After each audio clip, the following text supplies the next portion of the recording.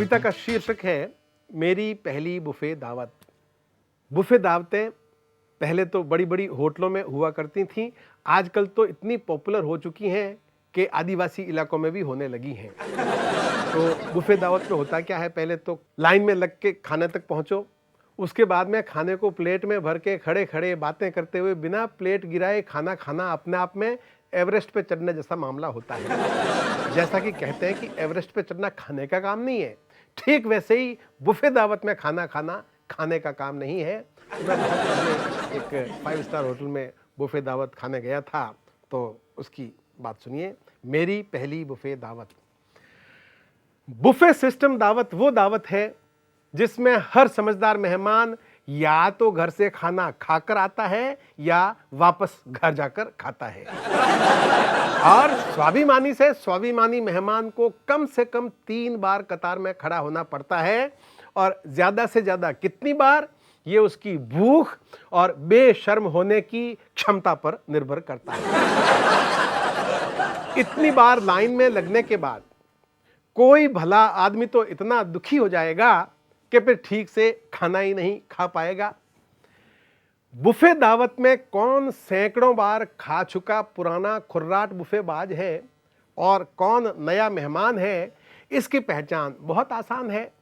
पुराना अपनी प्लेट में जरा सा 1-2 चम्मच खाना ऐसे धर लाता है जैसे सत्यनारायण का प्रसाद लाया हो, जबकि नया अपनी प्लेट में खाने की हर डिश ऐसे भर लाता है जैसे कोई भिखारी 10 घरों से भीख मांग कर लाया हो। जिस तरह आदिवासी लोग घेरा बनाकर नाच का आनंद उठाते हैं, उसी तरह आदि बुफेबाज 5-7 जन का घेरा बनाकर खाने की औपचारिकता निभाते हैं, जबकि नए बुफेबाज कहीं कोने में खड़े होकर किसी चोर की तरह खाते हैं, जैसे भरपेट खाना अपराध हो। अरे भले आदमी, अगले ने तुम्हें भरपेट खाने पे बुलाया है, प्रति व्यक्ति 800 रुपया खर्च आया है, उस गरीब के 800 पर हेड ठुक गए और तुम नखरेल 8 रुपए का नहीं खा सके। अब मेरी समझ में आया कि 5 स्टार होटल के वेटर मुस्कुराते हुए सर्विस क्यों करते हैं। दरअसल वे मुस्कुराते नहीं हैं, हमारी बेवकूफियों पे हंसते हैं। तो मैं भी एक दिन नया नया बुफे दावत में गया। युद्ध क्षेत्र की तरफ फैला बड़ा सा हॉल, ऊपर से 5 स्टार होटल का आतंकित माहौल, ढाल और तलवारों की तरह प्लेटों और चम्मचों की आवाजें, और उसमें चक्रव्यूह में फंसे अभिमन्यु सा मैंने कूपन लिया तो ऐसा लगा जैसे खाने का लाइसेंस मिल गया। उस कूपन की कीमत 800 रुपए थी। सोचा अपने मेजबान से कह दूं कि भाई जी, इसका आधा पैसा मुझे रोकड़ा दे दो, तुम्हें 400 रुपए बच जाएंगे और अपने राम इतने ही पैसों में किसी अच्छे रेस्टोरेंट में 10 दिन ठाठ से खाना खाएंगे। खैर, मैंने थोड़ी सी सलाद, थोड़ी सी चटनी ली, 1 चम्मच पनीर, 1 चम्मच दाल मखनी ली, 1 रसगुल्ला और 2 पूड़ियां ली, तो देखा कि प्लेट तो भर गई, अच्छी अच्छी सब्जियां तो रह गई। अब पीछे लंबी कतार, आगे फिल्म उतारता वीडियो कैमरा। मैं बाकी पकवानों को ऐसे देखते हुए निकला जैसे सकल पदार्थ या जगमाही, कर्महीन नर पावत नाही। प्लेट में कटोरियां रखता तो खाने के लिए स्थान नहीं बचता, और बिना कटोरी के खाना लिया तो दाल में रसगुल्ला और रायते में सब्जी मिल गई, और पता नहीं क्या मिलकर पता नहीं कौन सी डिश बन गई। ऐसी दावतों में आदमी खाना खाने कम आता है और बातें करने ज्यादा आता है।